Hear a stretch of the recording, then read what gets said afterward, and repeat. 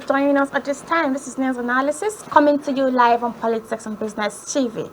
The headlines. National Association of Nigerian Students rejects NECO's 50,000 Naira certificate reprint fee. Protest rocks People's Democratic Party Secretariat over Rivers local government poll.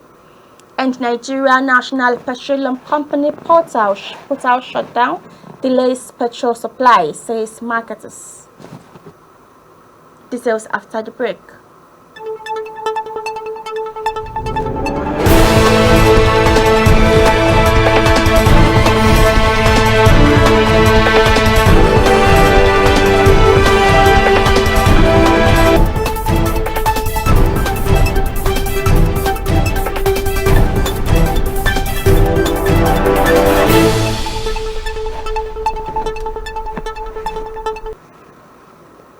Welcome back. My name is Idris Amina. Now the news in full. The National Association of Nigerian Students on Wednesday rejected the National Examination Council's 50,000 Naira fee for reprinting of certificates. It was reported that the new policy was announced in a statement by NECO on September 30th, 2024 by the Registrar of NECO in Minna, Niger State, Dantani Wushishi. According to the statement, the 50,000 Naira fee for certificate reprint is subjected to periodic review and the reprint request and will only be approved within 1 year of the original certificate issuance. Reacting to the new fee, Nance Clerk of the Senate, Abdel-Yakin Ojonayo, in a statement, described the decision as outrageous and a commercialization of education. Ojonayo explained that the fee is an unacceptable burden on students, coming at a time when many are struggling to make ends meet.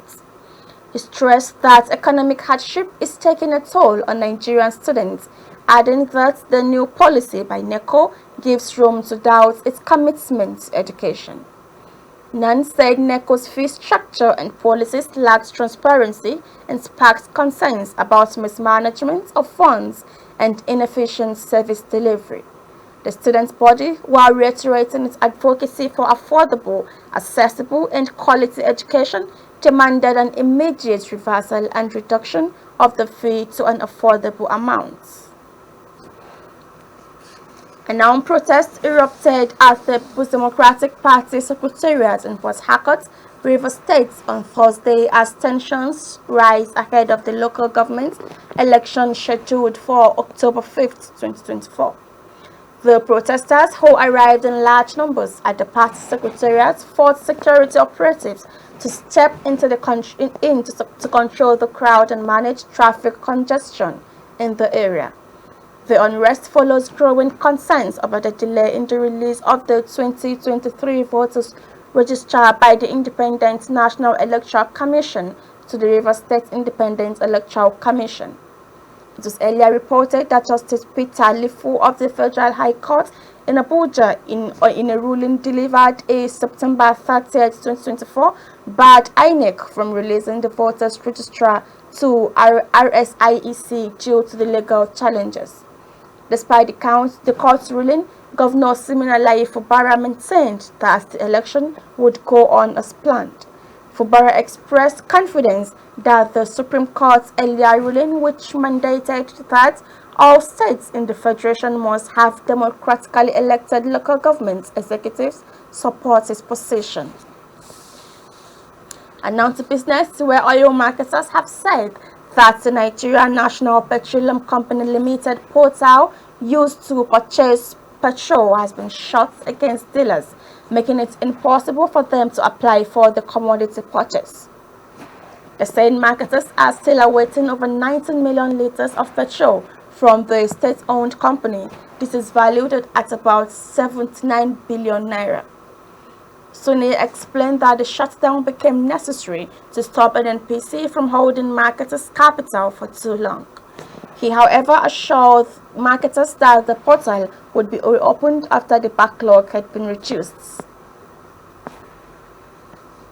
This is news analysis coming to you live on Politics and Business Television. Still to come.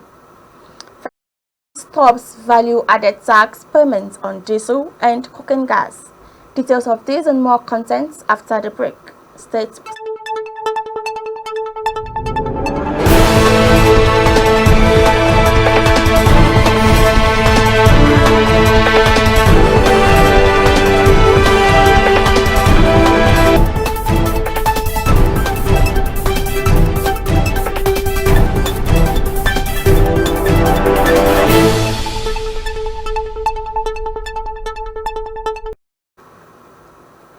Welcome back.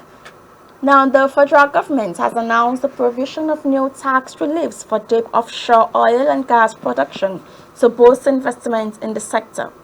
It also announced that the importation of key energy products and infrastructure, including diesel, feed gas, liquefied petroleum gas, compressed natural gas, electric vehicles, liquefied natural gas infrastructure, and cleaning equipment would no longer require value-added tax payments. The Minister of Finance and the Coordinating Minister of the Economy, Wale Edun, announced this in a statement on Wednesday. The statement, signed by the Director of Information and Public Relations, Mohammed Manga, said the initiative would position Nigeria's deep offshore basin as a premier destination for global oil and gas investments, boost our energy security, and accelerate Nigeria's transition to cleaner energy sources. This policy directive arrived alongside new divestment plans from ExxonMobil and Seplat, which President Bola Tinubu said would receive ministerial approval in the coming days. Explaining further, Menga said the VAT Modification Order 2024 introduces exemptions on a range of key energy products and infrastructure, including diesel, feed gas, liquefied petroleum gas, compressed natural gas, liquefied natural gas infrastructure, and clean cooking equipment. And now, ahead of the Rivers State local government elections scheduled for Saturday, October 5th, the issue of the use of voter register for the conduct of the election has continued to generate controversies. It was reported that Justice Peter Lifu of the Federal High Court in Abuja, in his judgment on September 30th, 2024, barred the Independent National Electoral Commission from releasing the voter register to the Rivers State Independent Electoral Commission for the October 5th election. On September 25th, a few days before the judgment, the RSIEC Chairman Justice Anofos Enebeli, during the flag off of the voter register at Ward 2, Unit 10, in the Town Hall Obio Akpo local government area of the state, revealed that the Commission had received the voter register from INEC before the commencement of the legal proceedings. INEC, however, denied officially releasing the updated register to the RSIEC, contradicting claims made by the State Electoral Commission's chairman.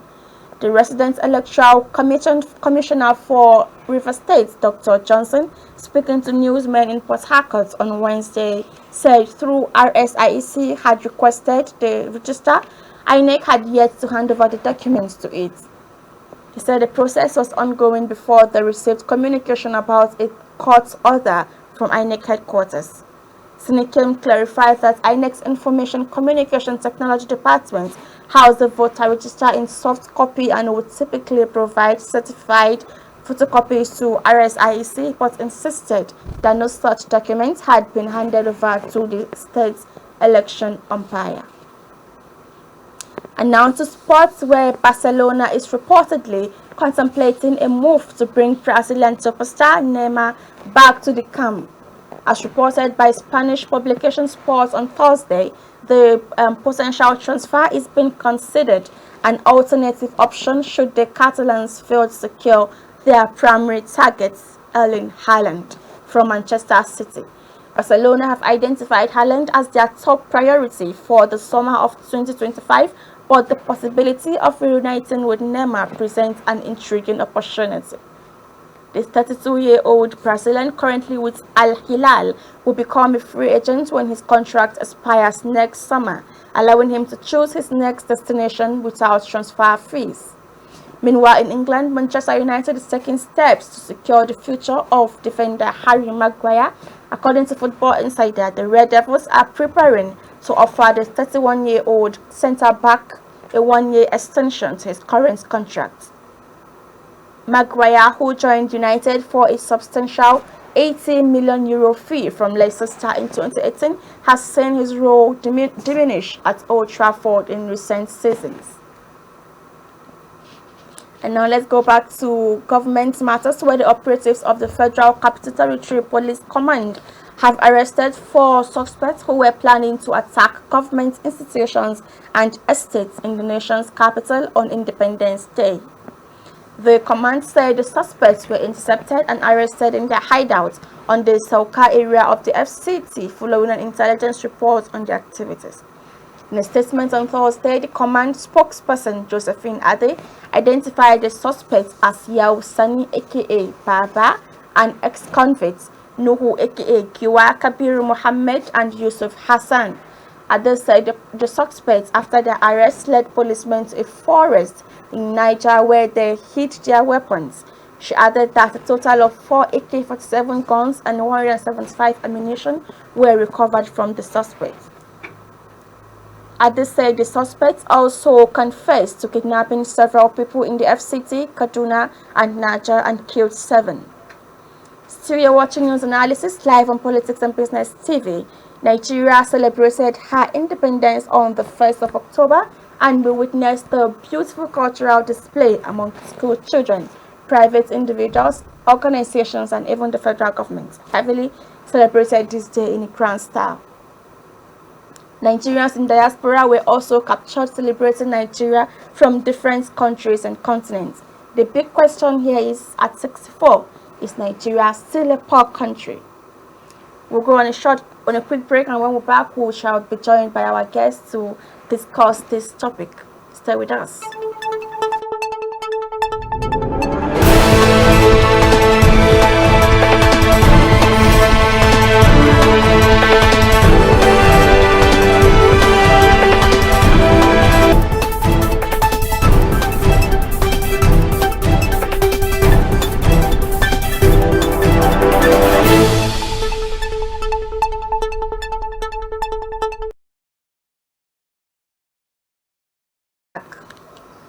Now, at 64, is Nigeria a poor country?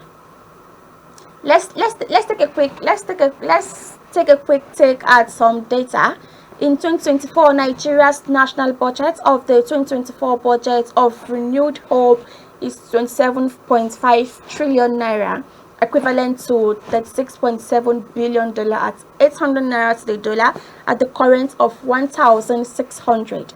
The budget is now about $18.3 billion. The University of Ibadan's budget of $23.4 billion for over 33,000 students translates to about $435 per student. In Nigeria, the annual tuition and non-catering residence cost for a medical student at the University of Nigeria is about $80. The tertiary education tuition cost for Nigerian university students is anchored on the philosophy of Nigeria is a rich country. The challenge is a declining cost per student, and the worsening conditions of our public universities is gravely affecting the quality and ranking of Nigerian students and universities. The impact of the decline is visible: collapsing and decaying infrastructure, poor quality of instruction and research as good hands exit the classrooms due to poor remuneration and degrading work environment. At the core of this new order is accepting our low-income status and the need to re-engineer our governance model from the distributive mindset at the heart of our civil service and public policy to a constructive mindset. Re-engineering from a distributive to constructive ethos should be the task of Nigeria at 64. Let's invite Sir Wole Joshua to analyze today's topic. Good afternoon to you, Sir Wole Joshua. Good afternoon. So in the spirit of fine, thank you. In the spirit of independence, happy independence to Nigeria. Nigeria at 64. Thank God. So I'll start by asking, at 64, taking a look at the Nigerian economy, the human development, and the social relationship, and even the education, is it safe to say that Nigeria is a poor country? Well, as analyzed from your prelude, Nigeria is in a poor state of its economy. Rather, we shouldn't have been on this point, but sadly, we have found ourselves as being a poor nation. We have everything renewable, everything under our feet, and everything between our ears to be a rich nation. But one way or the other, we found ourselves at this point, boiling down to either mismanagement of previous opportunities or whether we've not gotten a good leadership structure to drive Nigeria from where it used to be to where it is now. Notwithstanding that, we've made a kind of progress within the Nigerian economic space, infrastructural space, and other spheres of life, but we are not currently where we ought to be. So it's safe to say a larger population of Nigeria is in a poor state. So Nigeria as a whole, where should we define Nigeria as a whole? Is it poor? Nigeria as a country. In a situation where we have majority of the citizenry living below $2 per day, and the purchasing power keeps reducing, we can conveniently say that majority of Nigeria is poor and Nigeria itself is poor. As a nation or as a country, we may have a lot of resources, but we are poor. So moving on, is it also intelligent to say Nigeria is living a bit or much more above our finances? I mean, considering the rates at which we borrow, and even of recent, I mean, last week they also approved a new loan for Nigeria. So is it safe to say, or is it intelligent to say that we are living a bit more above our finances? Nigeria is living beyond its limits, because if you look at the previous budgets, if you look at 5 years consecutive budget down the line, you realize that we've been living on deficit budgets. That means our projected expenses is more than the projected revenue. Factoring in the waste to corruption, the waste to mismanagement, the waste to insecurity, you agree with me that Nigeria has been borrowing to pull the weight of his expenses. And even looking at the wages costs, and looking at the lifestyle of our nationhood, you see that we import more than what we produce, leaving us to have excess to balance rates. Rather, we should have been looking at producing what we consume within. Then we know that whatsoever we produce within Nigeria is whatever we need within Nigeria is produced within Nigeria. But currently, we have tastes for foreign goods. Leaving that aside, we are living way above what our expenses ought to be. Our budget says it that we've been doing deficit budgets over the last 5, 6, 7, 10 years. So if we have deficit budgets, that means we are not preparing to grow beyond our revenue. So if we are not preparing to drive our revenue up, the next thing is for us to borrow, because we have to finance or fund the expenses from somewhere. The idea of deficit budget is to get infrastructure, get productivity stimulated so that we see the effect or impact on the revenue. But over the years, even above the 10 years, even above 8 years below the trend, we've not been seeing the effect of that deficit budget. That means investment in infrastructure, investment in productivity. We've not been seeing that, which will have translated into pushing up the revenue, and then we will now push back the effect of deficit budget to a surplus budget. Currently, Nigeria has not done that. The